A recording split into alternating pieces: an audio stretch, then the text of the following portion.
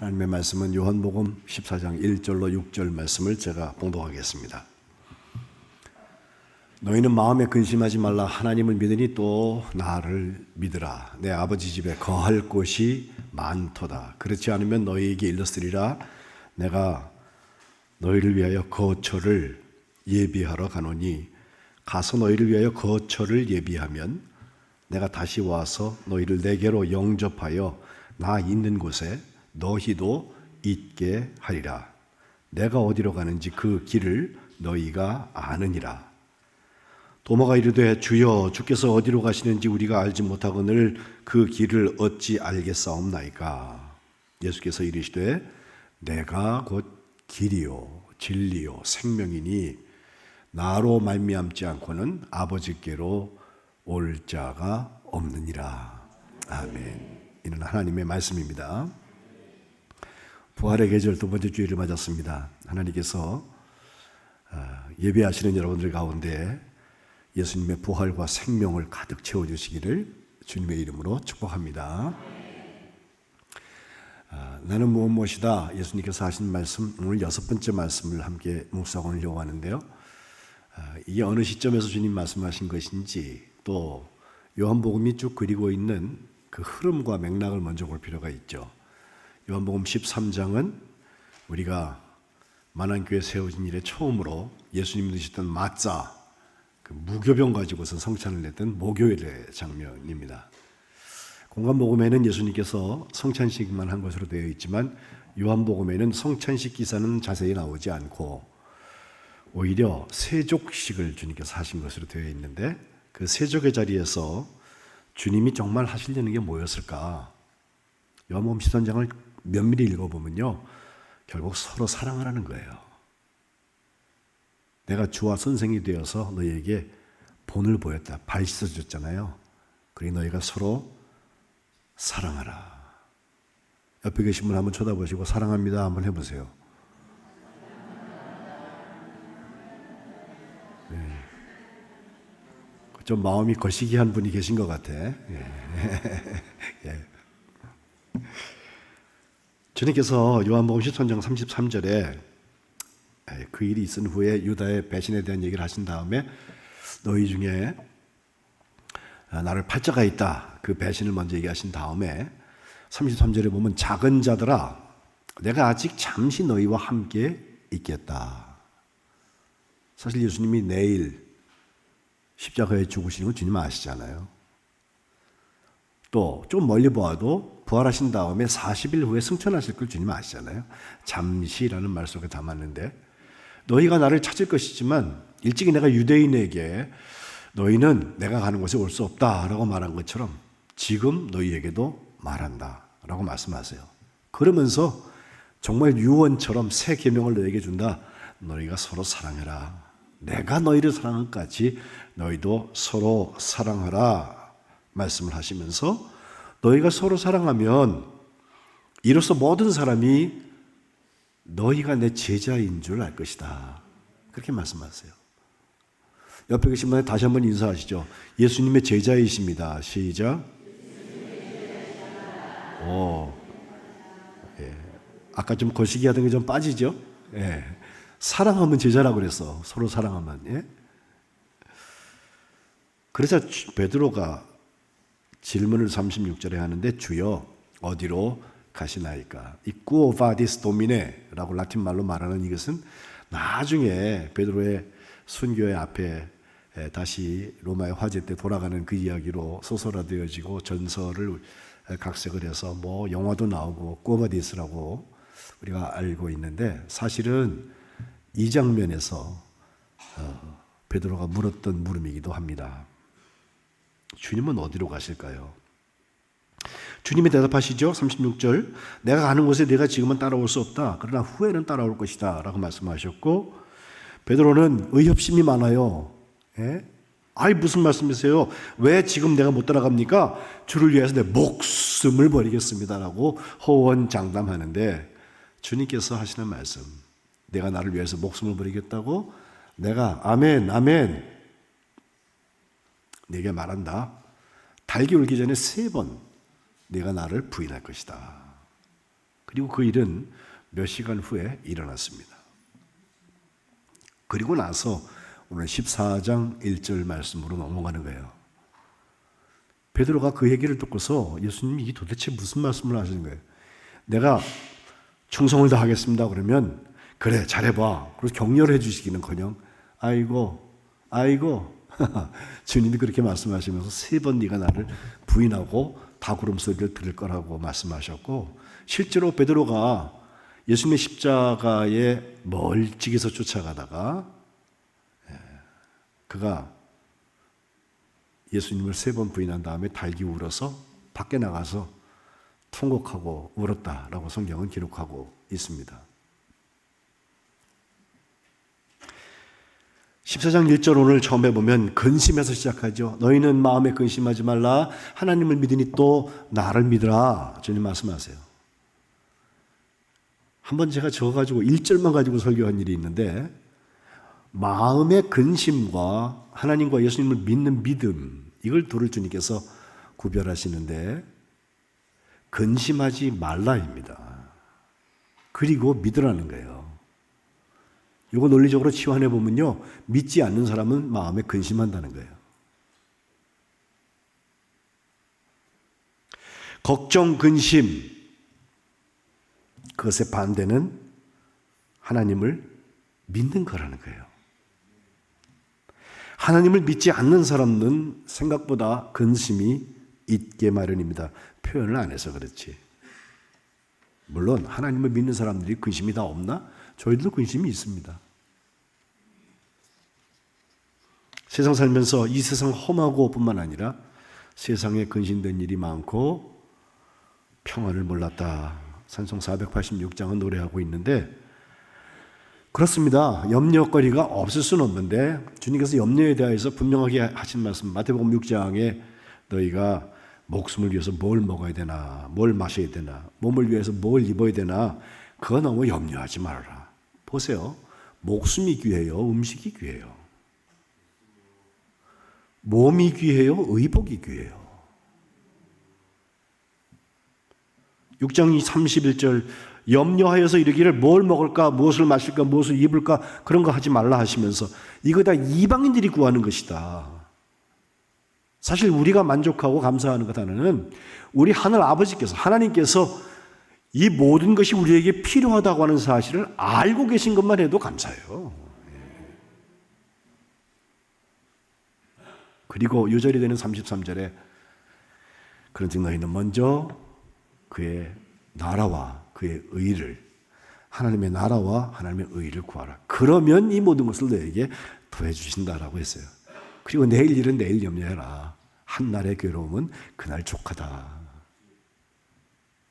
근데 이 말씀을요, 말씀을 전하면서 어떤 때는 그런 강조점을 둘 때도 있습니다만은, 여러분, 근심과 신앙이 척졌다, 반대로 간다 해서 염려하는 것은 불신앙이고 믿음이 없는 것이니까 염려하지 마세요, 염려하지 마세요만 얘기하고, 혹시라도 염려가 생기면요 믿음이 없어서 죽습니다, 이렇게 협박하려는 말씀은 아니에요. 이 모든 것을 너에게 더하시리라 말씀하셨으니 먼저 하나님의 나라, 하나님의 의를 구하세요. 순서는 맞습니다. 우리의 우선권이 거기 있는 게 맞지만 몽땅 다 들여버리고 세상에서 알거지가 돼서 살라, 그런 뜻도 아니에요. 그렇게 하면 하나님께서 이 생과 내 생에 축복을 많이 주실 거다, 그렇게 생각해서 막 투자하는 분들이 계신데, 그 기복신앙의 흔적이 남아있는 것이고, 그거 해본 사람들 중에 많은 분들 제가 봤더니 희망 고문 당하고 있더라고. 주님이 주실 텐데 왜 안 주셔? 네? 자기가 오버한 거죠. 차라리 이 말씀을 정직하게 풀으라면 하나님께서 우리와 함께 하신다, 임마누엘, 그 믿음 가지고 세상을 바라보면요, 우리에게 염려도 있고 근심도 있고 또 고난도 있지만 그 염려, 근심, 고난을 잘 감당할 수 있는 능력을 주신다는 거예요. 똑같이 던져져 있습니다. 똑같이 고통받고 있습니다. 그러나 겪어낼 힘을 주시는 주님의 부활의 능력으로 이것을 이기게 하신다는 겁니다.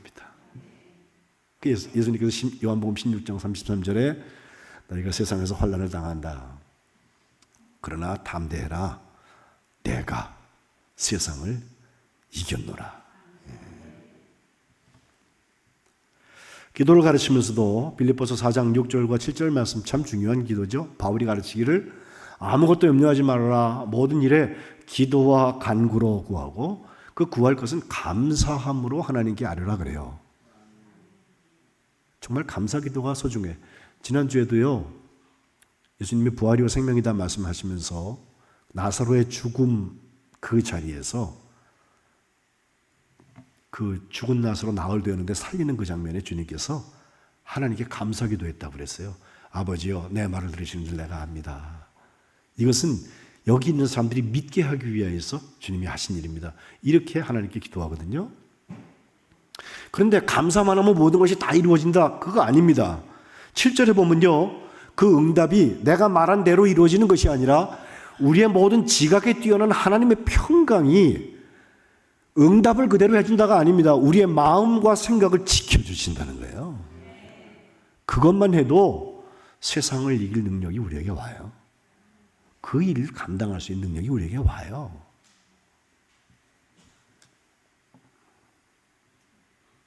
그래서 근심의 반대가 믿음이고 믿는 사람이 기도한다는 것입니다. 때로 도저히 불가능해 보이던 일이 우리에게 이루어질 때가 있어요. 기적이 일어났다고 생각돼요. 그때 우리가 우쭐해져 가지고 마치 내가 한 것 양 자랑이나 하고 칭찬받으려고 사람들 앞에 광고를 하고 다니는 것이 아니라 오히려 골방에 들어가서 하나님 앞에 서요. 하나님, 저는 아무것도 아닌데 하나님께서 이 일을 하셨나요? 하나님 고맙습니다. 겸손하게 납작 엎드려져 있으면 눈에서 감사의 눈물이 주르륵 흐르며 마음이 따뜻해집니다. 그것은 바로 믿음 때문에 근심을 이기는 거예요. 이런 사람을 세상이 감당할 수 없다고 히브리서 11장에는 말하는데 거기 고난이 없습니까? 11장 35절에 보면요. 여자들이 자기의 죽은 자들을 부활로 받아들인다. 어떤 자들은 더 좋은 부활을 얻고자 해서 심한 고문을 받는데 고문 좀 그만해 주세요. 이게 아니에요. 구차히 풀려나기를 원하지 않았다. 어떤 이들은 조롱도 받고 채찍질도 받고 결박당하고 옥에 갇히는 시련도 받았고 37절에 보면 돌로 치는 것, 톱으로 켜는 것, 시험, 칼로 죽임을 당하고 양과 염소의 가죽을 입고 유리하면서 궁핍과 환난과 학대 이 어려운 일들을 다 당하는데 이런 사람을 세상이 감당하지 못한다는 거예요. 세상의 기준 가지고 사는 사람들은요 세상이 감당할 뿐만 아니라 잡아먹습니다. 그런데 세상이 이렇게 환난을 주고 핍박을 해도 믿음 그것 붙들고 사는 사람들 근심거리가 없는 게 아니라 근심을 이겨나가는 것입니다. 믿음의 역사 우리가 이뤄달라고 기도하고 있는데 걱정하는 사람이 감당할 수 없습니다. 우리가 죄짐 다 내려놓고 하나님의 자녀되는 권세를 누리게 하기 위하여서 주님께서 그 십자가에서 물과 피를 흘리셔서 우리를 위하여 죽으시고 사흘 만에 말씀하신 대로 부활하셔서 우리를 만나주시고 우리에게 성령을 보내주시는 그 예수님 그분을 믿는 사람이 믿음의 역사를 감당하는 것입니다. 우리가 여태까지 알고 있던 그 근심의 자리, 염려의 자리에 믿음이 역사하는 오늘 되시기를 주님의 이름으로 축복합니다. 두 번째 2절과 3절에 보면 거처에 대한 얘기가 나와요. 아버지 집에 거할 것이 많다. 내가 너희를 위하여서 거처를 예비하러 간다. 3절 가서 너희를 위하여서 그 거처를 예비하면 내가 다시 올게.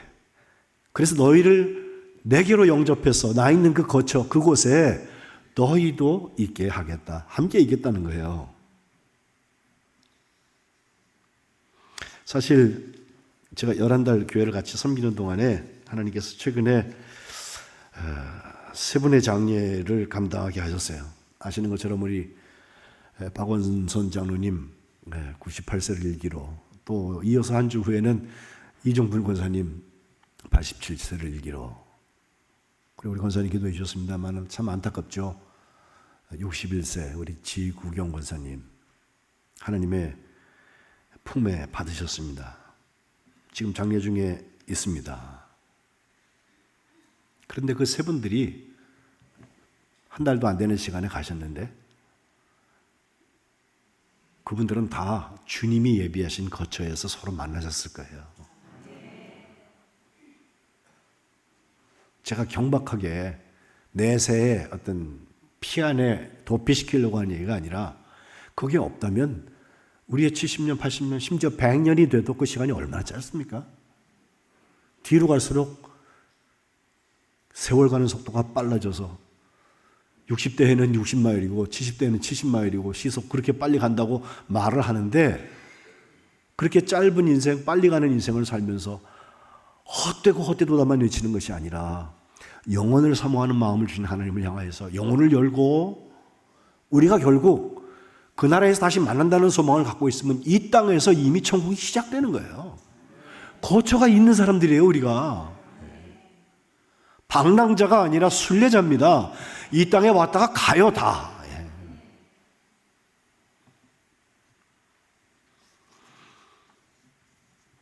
지난 주간에 또 천국 간 분이 한 분 계신데 캐톨릭이라서 여러분 천국 안 가는 줄 아는데 저는 간다고 믿어요. 프란시스코 교황이죠. 저분 참 지금까지 역대 교황 중에서 저렇게 새로운 행보를 보였던 교황들이 많지 않아요. 11년 전에 우리나라에도 왔었는데 박근혜 대통령을 만나고 박근혜 대통령이 캐톨릭이거든요. 근데 그 조그만 저름을 타고 가서 그 교황이 그 일을 하는 것을 보면서 참 겸손한 교황이고 참 좋은 교황이다 이렇게 봤는데 그건 상징적이고 그건 희호라고 말할 수 있는데 실제로 그가 살아온 모든 여정을 제가 책을 읽어보니까 정말 저런 교황들, 저런 지도자들만 있으면 참 좋겠어요.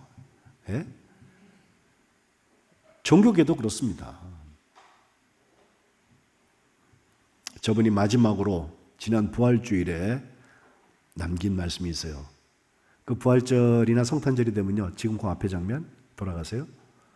저렇게 바티칸에 그 베드로 성당 그 성 앞에 광장 앞에서 사람들이 가득 모여 있는데 그때 교황들이 우르비 에트 오르비라고 그래서 우리 도시와 전 세계 우주에 이렇게 해가지고선 선언하고 광복하는 그런 장면들이 있는데 로마와 온 세계라고 보통 번역을 해요.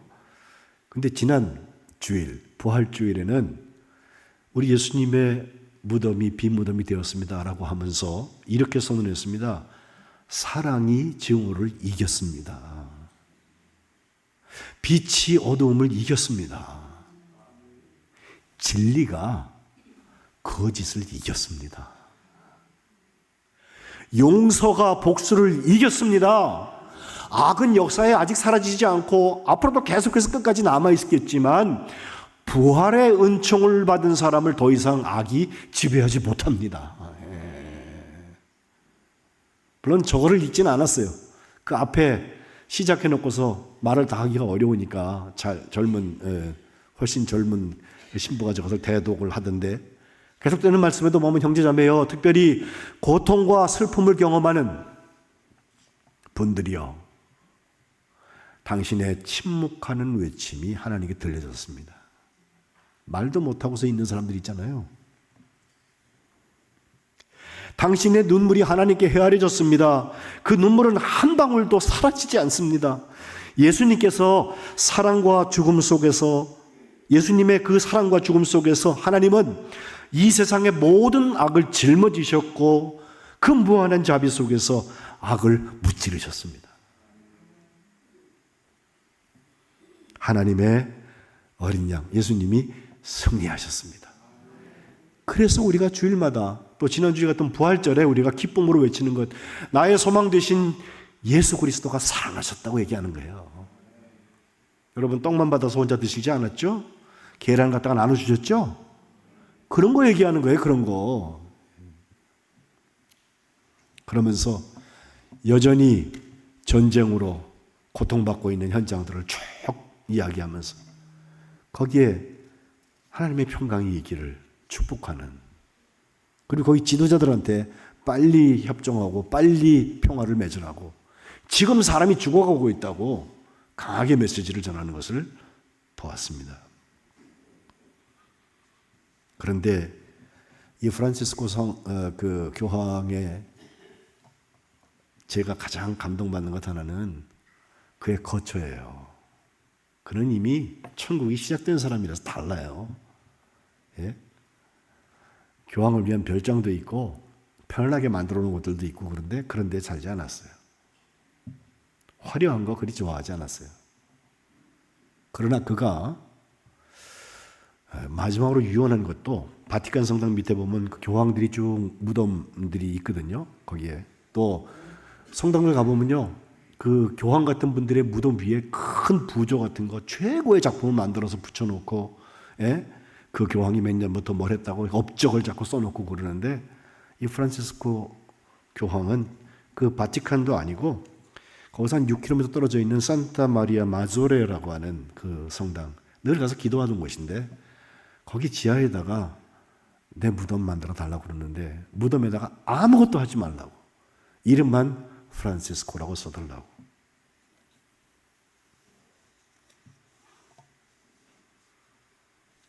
주님이 우리의 거처를 예비하셨고 다시 와서 우리를 그 거처에 영접해서 함께 있겠다고 하셨으니,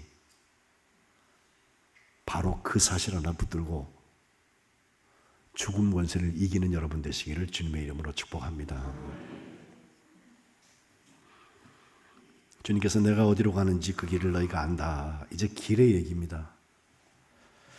어디로 가는지 목적지를 말씀 안 하셨는데 어쨌든 그 길을 너희가 안다라고 얘기하니까 도마라는 제자가 주여, 주께서 어디로 가시는지 꾸어바디세요. 어디로 가시는지 우리가 알지 못합니다. 그 길을 어떻게 알겠습니까? 말씀 좀 해주세요라는 거죠. 그때 주님이 하신 말씀이 그 유명한 내가 곧 길이다, 내가 곧 진리다, 내가 곧 생명이다 하면서 나로 말미암지 않고는 아버지께로 올 자가 없다. 이것도 풀면요, 아버지께 올 자들은 나를 통해서 가자, 그 얘기예요. 그 길이 그 진리고 그 진리가 그 생명인 것은 그 속에 들어가 보면 알아요. 사실 예수님께서 빌라도 법정에 섰을 때 빌라도가 그를 하양해서 묻는 말은 그거죠. 네가 유대인의 왕 맞냐? 그때 주님께서 다시 거꾸로 물으세요. 네가 하는 말이냐, 아니면 사람들이 나한테 대해서 하는 말을 네가 한 거냐? 라고 묻는데, 아이 뭐 빌라도가 반 짜증나듯이 하는 말, 야 내가 무슨 유대인이냐? 니네 나라 사람들 대제사장들이 너를 내게 넘겨줬는데 너 도대체 무슨 짓을 한 거야? 라고 죄인 신문을 해요. 근데 예수님께서 내 나라는 이 세상에 속한 게 아니야. 만약에 내 나라가 이 세상에 속한 것이었다면 내 종들이 있어서 싸워가지고 유대인들에게도 넘겨지지 않았게 그렇게 하지 않았겠나? 이제 내 나라는 여기 속한 게 아니다 라고 말씀하세요. 그러니까 빌라도 그래? 그럼 넌 왕이 아닌가 보다. 그랬더니 주님이 하신 말씀, 네 말이 맞아. 나는 왕이야. 내가 이것을 위하여서 태어났고 이 일을 위하여서 세상에 왔는데 곧 진리에 대하여서 증언하려고 왔다. 주님이 오가는 길은요, 진리에 대한 증언이라는 거예요. 무릇 진리에 속한 자는 내 음성을 듣는다 말씀하세요. 음성을 듣는다 그러니까 2주 전에 말씀드린 선한 목자와 양을 기억하십니까? 양은 목자의 음성을 들어요. 거기서 진리가 보여져요. 그러니 은혜와 진리가 충만하다고 말하는 거예요. 아무리 얘기도 안 듣는 양이 있다면 그것은 목자가 치는 양이 아니죠. 혹시 이리일지도 몰라요.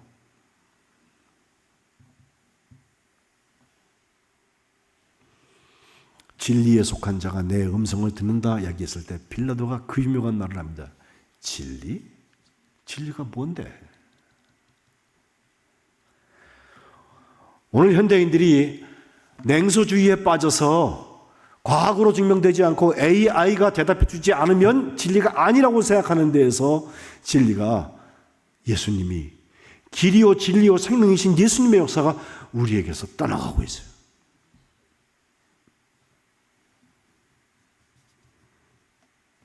결국 빌라도는 사람들 앞에 예수님을 꺼내놓으면서 보라 이 사람이라 에케 호모라 하는데 사람들이 그걸 놓고 바라바를 놓아주라고, 그리고 저분은 십자가에 못 박으라고 소리를 질러요.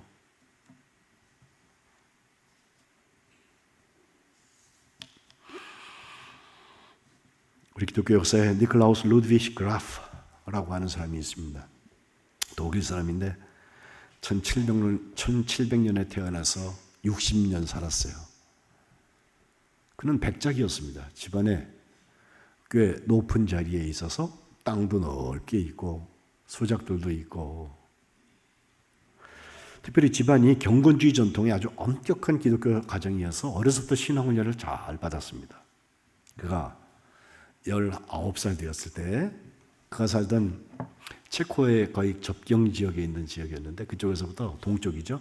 꼭 서쪽으로 쭉 와서 디셀도르프에 거기 청년으로서 여행을 하게 되는데, 그러다가 디셀도르프의 한 미술관에서 한 그림을 마주하게 되는데, 도메니코 페티라는 이태리의 한 화가가 그린 그림이에요. 그 제목이 이 사람을 보라입니다. 예수님께서 빌라도가 앞에 세워놓고 보라 이 사람이다 라고 하는 그 장면이에요.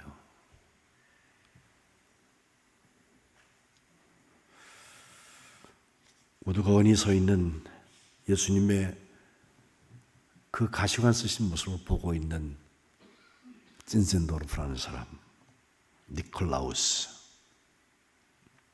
자세히 보면 예수님의 손 밑에 이제 예수님이 지실 십자가가 있는데 거기에 앞에 라틴 말로 쭉 글씨가 써져 있어요. 그걸 제가 풀어보면 나는 너를 위해서 이 고난을 받았다. 이제 너는 나를 위해서 뭘 하겠니? 라고 써 있어요. 니콜라우스 찐젠도르프가 거기서 충격을 받습니다. 저분 예수님이 나를 위해서 정말 죽으신 분이고 부활하신 분인데,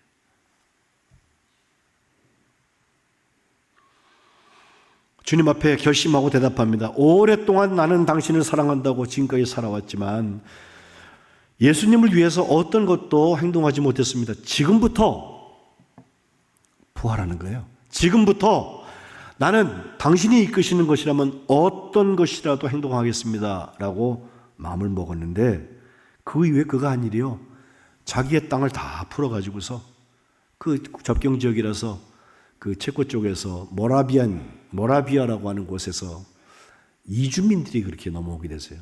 지금 마치 우크라이나에 전쟁이 나니까 그 사람들이 도망가서 도피하는 것처럼 피난민들이 오게 되는 것을 다 자기 땅에다가 모아서, 그걸 헤른후트라 하는데 독일말로 주님의 보호하심이라는 뜻을 가지고 있어요. 헤른후트 형제단이라고 그러면 그걸 모라비안이라고 우리가 교도라고 표현을 하는데, 그 외국에 와가지고서 집 고향 다 버리고 온 그 사람들, 살고자 왔던 그 사람들이 진센도르프 백작을 중심으로 해서 믿음의 공동체들을 만드는 거예요. 1730년도에 코펜하겐이라고 덴마크 거기를 갔을 때 거기 선교사로 헌신하겠다는 사람들이 모여들었는데, 그 덴마크하고 그 그린란드라고 저 얼음 땅 북쪽에 큰 거 있거든요. 지금 트럼프가 그걸 사겠다고 자꾸 놀리고 있는데, 예? 거기서 온 한 분, 또 하나는 에스키모. 이 두 사람들을 만나서 그들에게서 감동을 받으면서 그때부터 세계 선교의 문들이 확 열려져 가지고 선교사를 많이 전 세계에다 파송을 하고, 열병에 걸려서 60의 나이로 세상을 떠날 때까지 어떤 어려움도 다 그 이겨나가고 길이요 진리요 생명이신 그 예수님을 전하는 데 쓰임 받았습니다. 근데 찐찐도르프만 유명한 게 아니라 우리 감리교를 시작하신 존 웨슬리 목사님도 미국에 선교한다고 갔다가 그 사역이 마땅치 않아 갖고서 이제 돌아오는 길에 배에서 큰 풍랑을 만나는데요, 같이 똑같이 배 타고 있고 난 지금 목사입니다. 예? 근데 두려워요. 파도가 나를 바라보니 두려워서 어쩔 수 없었다. 그런데 한쪽에 보니까 그냥 교회 다니는 그런 사람들 같은데 몇 사람이 앉아갖고 찬송을 부르면서 부활의 노래를 부르고 있어요. 그 웨슬리 목사님 보면서 감동이 됐어요. 물어봅니다. 당신들도 도대체 어떤 사람들입니까? 했더니 바로 그 모라비언들이었습니다.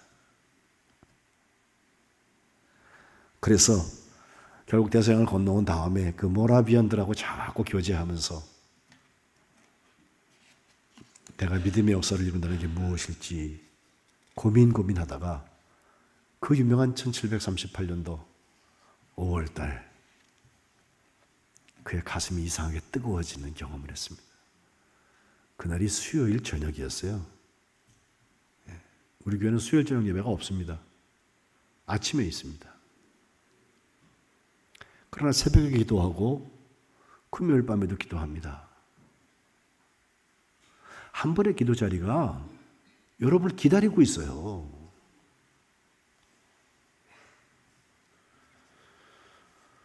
에케 호모, 이 사람이로다 라고 하는 그 그림에서부터 시작된 이 변화들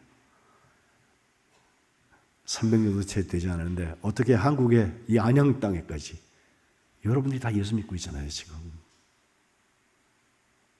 그 길이요 진리요 생명이신 예수님 붙들고 천국을 향해서 함께 걸어가시기를 주님의 이름으로 축복합니다. 기도하겠습니다. 하나님 고맙습니다. 부활이요 생명 되신 예수님을 믿는 믿음 가운데 세상의 염려와 근심이 다 물러가고 그 일들을 다 감당할 수 있는 능력을 허락하여 주옵소서. 저희들이 가는 그곳 거쳐 주님이 예비하신 곳 되게 하시고 그리고 주님 나라에서 주님을 찬양할 때까지 저희들의 발걸음이 닿는 곳마다 길이요 진리요 생명이신 예수님의 살리는 역사가 일어나게 도와주옵소서. 만안교회 주님의 평안의 현장 이원이 하나님께 저희들을 붙잡아 주시고 저희들을 통하여서 주님 계획하신 일들을 다 이루어 주시고 주님만 영광을 받아 주옵소서. 예수님의 이름으로 기도합니다. 아멘.